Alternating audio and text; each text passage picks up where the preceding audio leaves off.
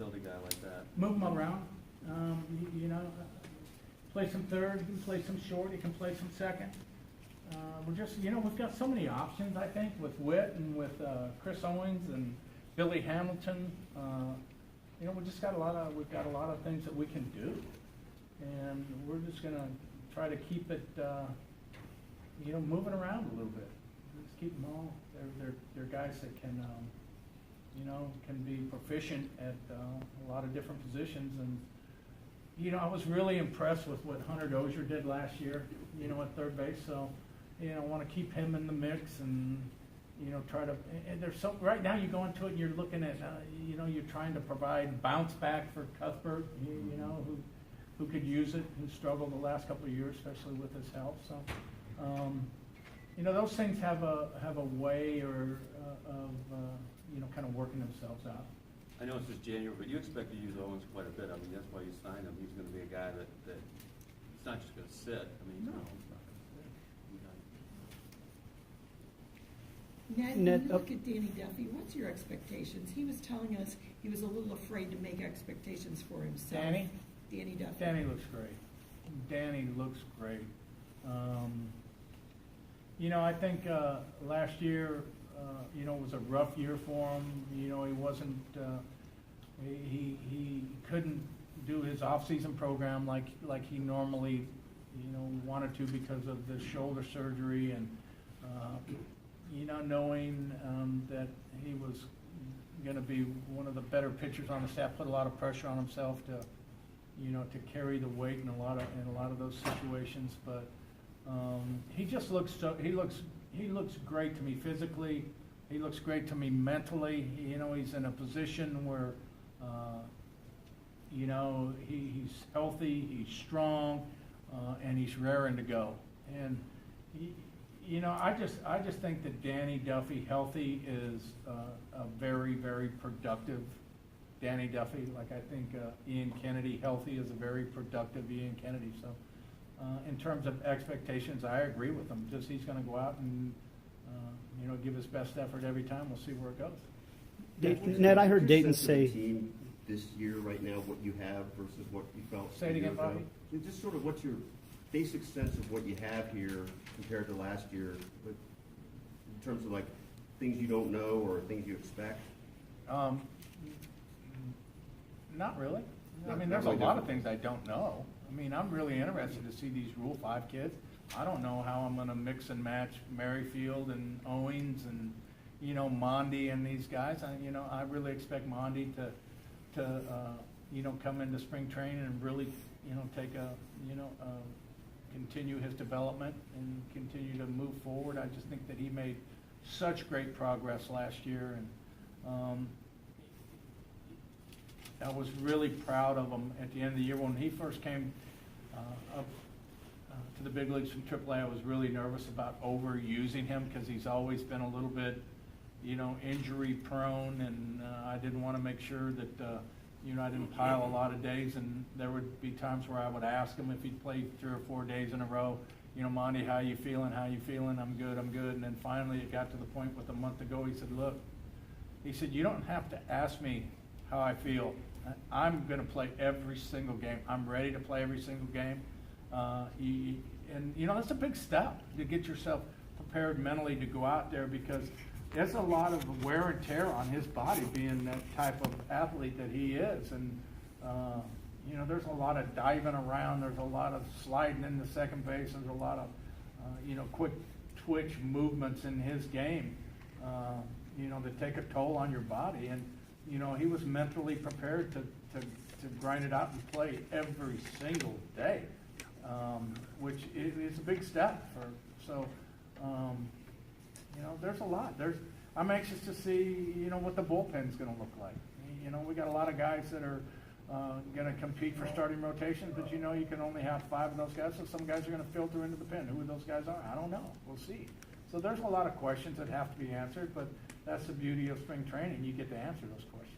And do you feel like you can say that you feel like you're not thinking about rebuilding anymore? That was one of the points Dayton's been trying to make since last offseason. I mean, I don't know what that difference looks like, but is that where your head is? Yeah, I mean, absolutely. I think, you know, I was just so enthused with the progress that we made the last half of the season last year.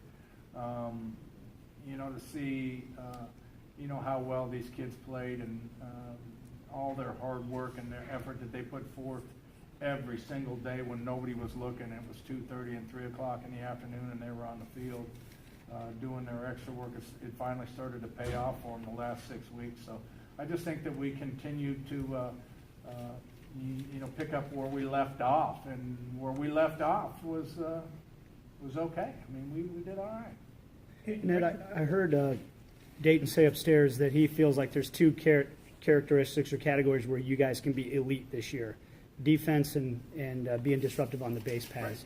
Right. Do you think those are undervalued characteristics in today's game right now? I absolutely do. I do. I just think that the game has changed to the point where, for me, the game's a little bit boring. And again, people, you can have your debates on the shift or not the shift. And for me, personally, I don't like the shift. I think it takes away offense. I think it takes away the singles. I think, singles are dwindling in our game, and guys are more focused on rearing back, swinging as hard as they can, and hit home runs, which results in higher strikeouts and more home runs. But for me, I like that aspect of the game. I like strategy in the game offensively. I like singles. I don't care if you bunt. I don't care if you walk. But I like runners moving. I like to put runners in motion. I like stealing. I like bunting. I like hit and running. I think all of those, the shift takes away a lot of that, especially since singles are dwindling. I think that on base percentage is a huge stat for me, and where other people are looking at OPS and power, and I think we need to get on base. I think we need to protect our at bats with a proficient two-strike approach. I think we need, especially guys with speed, Mondi and Billy Hamilton and Gore and even Witt, can utilize bunting for base hits more. It puts more pressure on defenses, but I think we're going to be a very, very extremely sound defensive team that can cover a lot of room in the outfield, be very solid with range in the infield. Of course, we have Gold Glove catcher and a Gold Glove left fielder, but I think we're going to be elite at both of those aspects of the game. Ned, last year at this time, you were in a lot of physical pain. 2 years ago, the whole organization was in a lot of emotional pain. Is it nice to come into the Fan Fest after an uneventful off season? Yeah, it really is. I mean, that's a great question, but this has been a great winter for me. Again, I think it all started with the progress we made at the end of the year last year. So I felt really good where we ended up, being healthy. It was just a great winter. But I'm really more this year than I have been, in the last couple of years, ready to get back at it. I'm ready to get back to Arizona. I'm ready to get with these kids. I'm ready to get with my coaches and continue to make progress like we did. I think we did such a great job last year in terms of our draft. That's very encouraging that our farm system now, especially in the pitching department, has gotten better. It's going to be a big draft for us this year. We're going to get an outstanding player, a guy that's going to be an impact player and a difference maker, I think, in the draft this year. So, that's exciting. So we've got a lot of good things going on right now as we move forward. Now, with Mondi, you mentioned his growth plan every day last year. From year one to year two, how much, more growth can you sort of expect from him going in? A lot. I mean, even though he is even though he's a legit five-tool player, and it doesn't matter who you're playing on any given night, he could be the best player in that game. I mean, that's the type of talent player that he is. But he still has a lot. He still has a huge ceiling, and still has a lot of areas to grow in and continue to get better in. But he's going to be a fantastic player. In retrospect with him, you talk about that big growth he took. Do you think that it was just like 16 was a year that you guys were still competing for playoff spot, that you go back and look and think maybe he just came up a year too early, or He probably- that's what rushed him up, like maybe he just came up a little soon? Yeah, probably. We probably pushed him a little too soon because of his talent skills, with all the talent and the ability that he has. But, everybody develops at their own pace, and it's hard to put a date on when that's going to be. I mean, you just look at him. We didn't know when Mike Moustakas was going to develop and become an all-star. We didn't know when Escobar, Kane, or Salvi was going to develop and become an all-star. We just knew that they would. Sooner or later, we knew that they would. I tried to, and you guys have heard the story a million times. I wanted to take Salvi out of A-ball because I knew he was going to be a great player. I wanted to get him going in the big leagues. And Monty's the same way. I mean, you look at him with his ability and talent. There's not a lot of players in Major League Baseball that have his skill set. And you know that it's just going to take time. And if you provide him the opportunity, give him the patience to grow and develop, he's going to be one fantastic player. Ned, you mentioned Hunter Dozier earlier. What has been most encouraging about what you've seen from him so far? Just his development as a defender. I've always been impressed with his power and his ability to hit. Wasn't really sure where he was going to play defensively because we do value defense. And for me, I'm like, maybe right field would be his best position.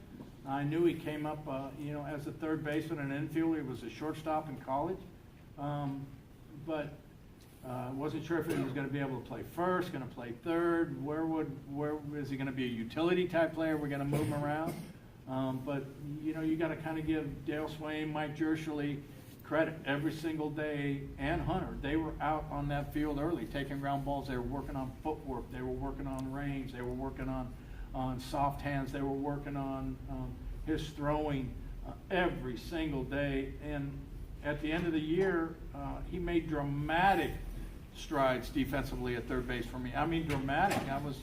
I was really, really impressed to the point where I'm like, this kid can play a solid major league third base.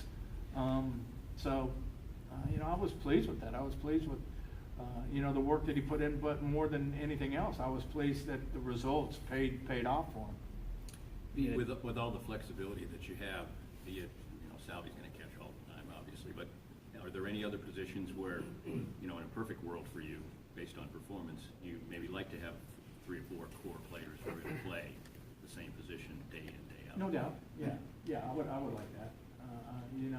I would like, but there's going to be, like I said, there's so much. If I sit here, I'm thinking, on a given day, okay, where's Dozier going to play? Is O'Hearn going to play against lefties? Does Dozier play some first? Does he play some third? There's a lot of moving parts right now. But again, Gordy's going to play left. Billy Hamilton's probably going to play center, majority of the time. We're going to mix and match in right field. We'll have Soler and a bunch of different candidates that can play out there. Of course, the DH will be roving to try to give guys. So right now, for me, you can sit there and you can try to envision all the scenarios, and there's a bunch of them. You just got to get to spring training and see where it all ends up. Ned, you guys brought Terrence Gore back. What do you feel like the plan is for him? Is there a way that he's in that outfield mix? Yeah. There is. We talked a lot about it, and Dayton, after we signed Billy, Dayton first, came with the idea, said, what do you think about bringing Gore back?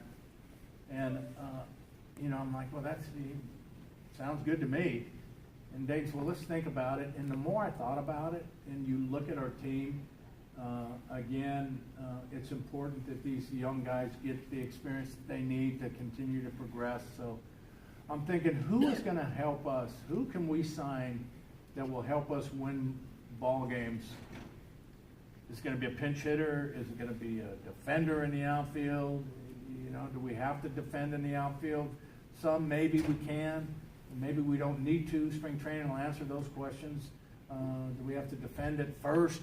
O'Hearn's worked really hard at becoming a better first baseman. Dozier's worked hard over there. So we go back to the 14th and 15th, year 14 and 15, where we had Dyson and Gore on the bench. They were more valuable than a pinch hitter. They were more valuable than a defender. They can help you win ball games. So in my mind, who could help us win more ball games than nobody more than Terrence Gore? To be able to pinch run in the 8th inning or the 9th inning to tie the score, to put us ahead. But he's worked hard at developing his game too. He's become more than a plus defender in the outfield. So that opens up possibilities to him. Now, before he left, and we sent him down last year, my conversation with him, you've got to develop your speed game a little more offensively. You got to be able to use the bunt more. You got to be able to take more pitches. You got to be able to get on first base. I'm really pleased he got his first big league hit last year. He's got that marked off. Right? But yeah, time will tell. But I think that we'll see him more than just the basic pinch runner. In times. Is a pinch runner for regular season baseball, with the fact that you are working with a 5-man rotation generally and not having pitchers less, is it a tough fit? Well, it depends on how many players you got on your bench, right? And we're not having a bench stocked with pinch hitters like you would in the National League. Our guys are going to play. There's not a lot of, if I'm sitting there, there's not a lot of guys I'm going to pinch hit for. So having a pinch hitter on the bench is useless. So what can we use? Can we use a pinch runner late for Salvi, for Gordy, for some of these guys to put us in a position to win a ball game? Yeah, you will use that. So it's more valuable than having that guy, especially with the flexibility that we have in terms of Witt can move anywhere, Owens can move anywhere, Monty can play anywhere in the infield. So we don't really need that extra guy on that bench that's going to take away from our pitching. Anybody else? Ned, were you down at instructional league at all? I was. Did you see Kyle Zimmer throw down there? I did not. Okay. But apparently you look pretty good. It's all reports. Yeah, all the reports are he looks great. He looks great. So that's another. I'm interested in seeing where we're at with that too. But because when Dave and I talked about it, I'm thinking he looks good.